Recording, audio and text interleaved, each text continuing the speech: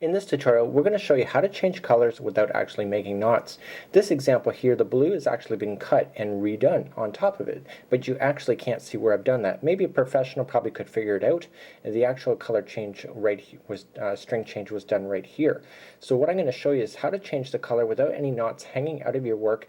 And remember, crochet is all about knot making, so why not use what you already have instead of creating another knot that will stick out of your work and be very noticeable at the end. My name is Michael Selleck, and I'm the creator of Mikey's Mail. I'm here with my friends at AllFreeCrochet.com, who have asked me to produce a video on how to change color without knots. So we're going to finish up this line here, and I'm just doing a double crochet in this example. You can use this method for any other types of stitches as well. So we want to go to your very last stitch here, so you make sure you get it, and we're going to pull through. We're going to pull through 2. Okay, and now we usually normally pull through another 2 to finish this line.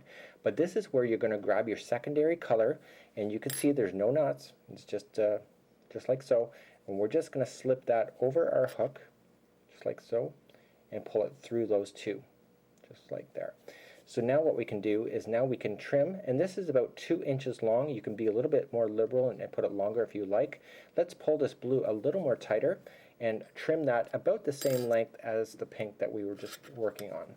So now we have the 2 colors. And if one is longer than the other, no big deal, we can fix that later. So turning our work, let's chain up 3 like we normally would with double crochet. And we're only using the pink at this time, but you can tell that the pink has not been secured in yet. So 1, 2, and 3.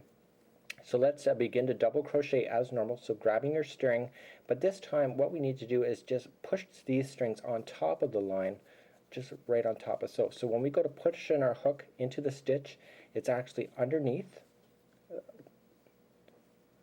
just like so. So it's underneath. We're going to lay these stragglers on top so that it's over the hook.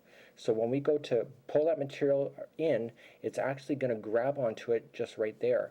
So let's pull through 2 and 2, and we want to continue to do that throughout the line. So go into the next one, and after you do the first one, you're going to see that it's naturally just staying on top of the line. So just go into the stitch, continue to hold those down on top, and then just double crochet as normal. So just continue to go. So just laying it on top of the line. So by having it laying on top of the line, if this material is stretched at any point, it's not going to fall out because it's actually being worked in like a sandwich in between the 2 color changes. Also, because these colors kind of complement each other, you're actually not going to be able to see the color changes in between. You turn it around, you may be able to see the string is maybe just coming down a little bit, but again, not very noticeable. So if I wanted to stop here and I don't want any more stragglers to be buried, or loose ends to be buried, I'm just going to continue as normal. And you can let these just hang out right where they are right now. And what you want to do is just stretch it, just like so, and using your scissors, you can just trim it at that point. Okay, so make sure you stretch it before you trim it, because you want to make sure that if it gets stretched any other time, it will not fall out. So to review, we're going to finish off the last stitch just like so.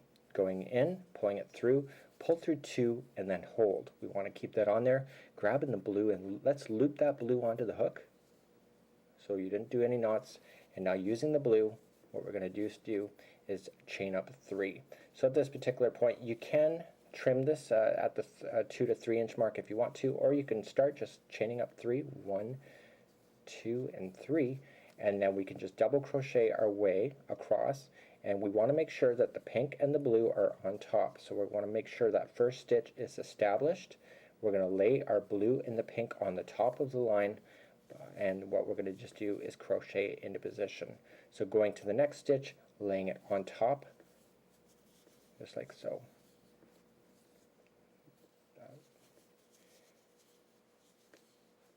Okay, so then what you can do is go about 2 inches on that if you have that opportunity, and again you can just trim these at the point that you think you're done.